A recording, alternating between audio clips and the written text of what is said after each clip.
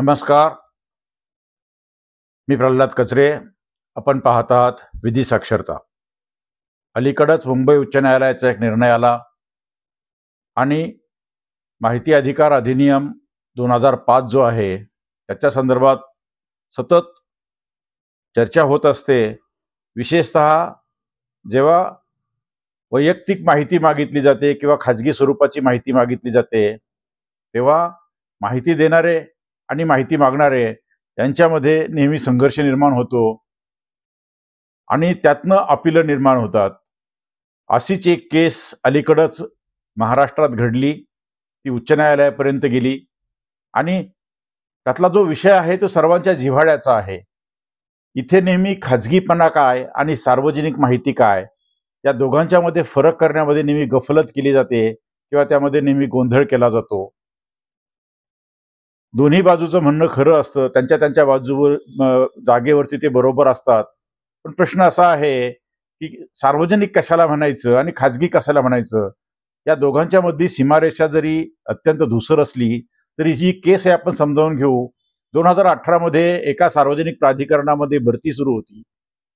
कनिष्ठ लिपिक म्हणजे ज्युनियर क्लार्कची भरती होती. एक जाहिरात दिली, जाहिरातीमध्ये त्यांनी सर्व नियम टाकले, त्यामध्ये कुणालाही मार्क मिळणार नाहीत वगैरे वगैरे हे सर्व नियम लिहिले गेले होते. त्यांची एक लेखी परीक्षा झाली. लेखी परीक्षेत जे पात्र झाले त्यांची मराठीची आणि इंग्रजीची टायपिंगची परीक्षा झाली. त्यानंतर मुलाखत झाली. त्यानंतर निवड यादी लागली.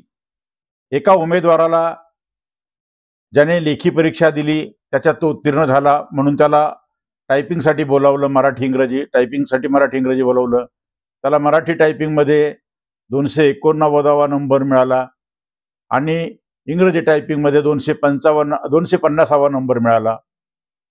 त्यानंतर मुलाखत झाली. मुलाखत झाल्यानंतर यादी लागली, निवड झालेल्या लोकांची यादी. त्यात त्याचं नाव नव्हतं.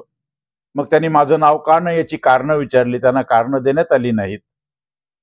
मग त्यांनी माहितीच्या अधिकाराचा अर्ज केला आणि त्यांना स्वतःला मिळालेली माहिती,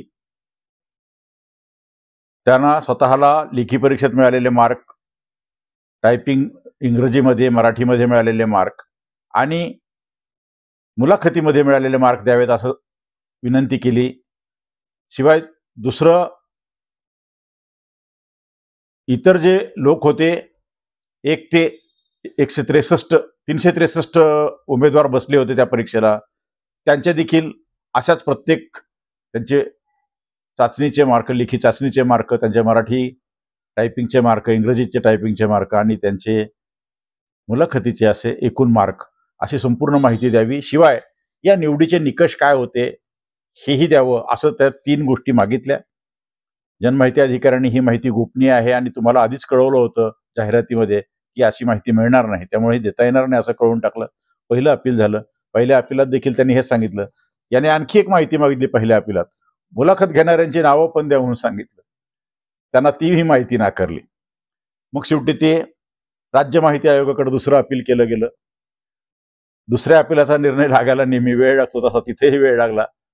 यांचं पेशन्स काही टिकलं नाही. ते शेवटी हायकोर्टात गेले. हे उमेदवार हायकोर्टात गेले. त्यांनी सांगितलं की मी अर्ज केला पण त्याच्यावरती निर्णय घेत नाही आयोग. मग आयोगाला काही मुदत दिली आणि विशिष्ट मुदतीत निर्णय घ्या असं सांगितलं.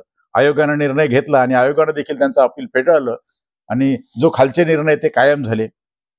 शेवटी ते हायकोर्टात गेलं प्रकरण. हायकोर्टामध्ये त्याच्यावर दोन्ही बाजूने तपशीलवार आर्ग्युमेंट झाले. हायकोर्टाने सांगितलं काय मागतात ते, त्यांचे स्वतःचे मार्क मागतात, इतरांचे पण मार्क मागतात आणि तुमची निवड पद्धती मागतात. मग त्यांना सांगण्यात आलं दुसऱ्या बाजूनी म्हणजे सार्वजनिक प्राधिकरणाच्या बाजूने हे मुलाखत ज्यांनी घेतली त्यांचे नाव मागतात. हायकोर्टाने सांगितलं ते नका देऊ, ते गोपनीय आहे, ते ठीक आहे. पण परीक्षा प्रक्रिया ही तर सार्वजनिक प्रक्रिया आहे. कुठलीही स्पर्धा परीक्षा, कुठलीही नेमणुका ही अत्यंत सार्वजनिक प्रक्रिया आहे. जाहिरात सार्वजनिकपणे देतो. मग त्यांचे मार्क लपवण्याचं कारण काय आहे. तोपर्यंत उमेदवाराच्या बाजूने सांगण्यात आले की साहेब एकाच जिल्ह्यामध्ये, वर्धा जिल्ह्यामध्ये अशी माहिती तर याच सार्वजनिक प्राधिकरणाचं जे कार्यालय इतर जिल्ह्यामध्ये आहे त्यांनी अशी माहिती तर नोटीस बोर्डावरती लावली. कोर्टाने पण सांगितलं हो खरं आहे. बहुतेक ठिकाणी जेव्हा परीक्षा होतात तेव्हा काच फलकामध्ये ह्या माहिती लावली जाते. उमेदवाराचं नाव लावलं जातं, त्याची कॅटेगरी लावली जाते, त्याला कोणत्या विषयात किती मार्क आणि एकूण मार्क किती आहेत आणि त्याची काय रँक आहे ती लावली जाते. ती सगळ्या जाहिरातीमध्ये प्रसिद्ध होते, अनेकदा गॅझेटमध्ये प्रसिद्ध होते. निरनिराळ्या ठिकाणी त्याचे निकाल लागतात. SSCचा निकाल लागताना आपण पाहतो की सगळ्या ठिकाणी ओपन खुलं असतं. मग हे फार असं लपवण्याचं काही कारण नाहीये. आणि इथे मात्र गोपनीयतेचा अवडंबर करण्याचं काय कारण आहे? म्हणजे इथे खाजगी माहिती आणि सार्वजनिक माहिती, आता ही माहिती त्या माणसाने आणून दिलेली नव्हती ना. म्हणजे ज्यांची माहिती माहिती 363 लोकांची माहिती त्यांनी आणून दिलेली माहिती नाही. त्यांनी एक परीक्षा दिली, सार्वजनिक परीक्षा दिली. तिच्यात जर काही गडबड झाली आहे हे जाणून घ्यायचं असेल तर कोणत्याही नागरिकाला किंवा त्या विद्यार्थ्याला जो स्पर्धेला बसलेला आहे, जो त्याचा भाग आहे, ज्याला स्वतःच्या भविष्याची काळजी आहे, त्याच्या करिअर त्याच्याशी निगडित आहे, त्याने जर विचारली आणि त्याला जाणून घ्यायला असेल, त्याला का जाणून घेता येऊ नये? हायकोर्टाने सांगितलं की ही माहिती दिली पाहिजे. त्यांच्या वतीनं सांगण्यात आलं की नाही, ते जे सार्वजनिक प्राधिकरण आहे त्याने सांगितलं की नाही कलम 11, हो माहिती अधिकारात कलम 11 आहे. म्हणजे जर खाजगी माहिती असेल तर त्या व्यक्तीला विचारावं लागतं, त्यांना संधी दिली पाहिजे, त्यांनी त्यांचं म्हणणं मांडलं पाहिजे. त्यांनी सांगितलं की प्रश्न हे तुम्ही तर सगळं जाहिरात देऊन केलंय ना, आधीच तुम्ही सगळ्यांना विचारून केलं की हे सगळं असं आहे. आणि ही परीक्षा जेव्हा होते तेव्हा सर्वांना माहित असतं की आपले मार्क हे खुलेपणाने भिंतीवरती किंवा काच फलकावरती लागणार आहेत. तेव्हा हायकोर्टाने दिलेला हा निर्णय अत्यंत प्रागतिक आहे, चांगला आहे. आणि त्यासाठी कलम 8(1)J म्हणजे 8(1)J हे जे माहिती अधिकारातले कलम आहे त्याच्यावरती प्रचंड चर्चा त्याच्यामध्ये झाली. दोन्ही बाजूच्या वकिलांनी त्याच्यावरती छान आर्ग्युमेंट्स केलेले आहेत. अत्यंत सुंदर असा निर्णय आहे. साधा आहे की याच्यामध्ये एक साधारण हे भान ठेवलं पाहिजे की खाजगी खरंच काय असतं, खाजगीपणा जपला पाहिजे, त्याचं रिस्पेक्ट केला पाहिजे. प्रायव्हसी ही अत्यंत महत्वाची आहे. हे मी सुद्धा म्हणजे मी आणि सगळ्यांनी स्वीकारलेलं, देशानं स्वीकारलेलं आहे, त्यात काही आहे. आणि त्यासाठी जे 11 सेक्शन आहे, त्याचे नियम आहेत, तेही सर्वांना माहिती आहेत. पण परीक्षेसारख्या, स्पर्धा परीक्षेसारख्या जिथे त्या लोकांच्या निवडणुकीचा त्याच्यामध्ये ट्रान्सपरन्सी ही सगळ्यात महत्वाची असते, तेव्हा हे अत्यंत पारदर्शक, निपक्षपातीपणे अत्यंत न्यूट्रली झालेलं आहे.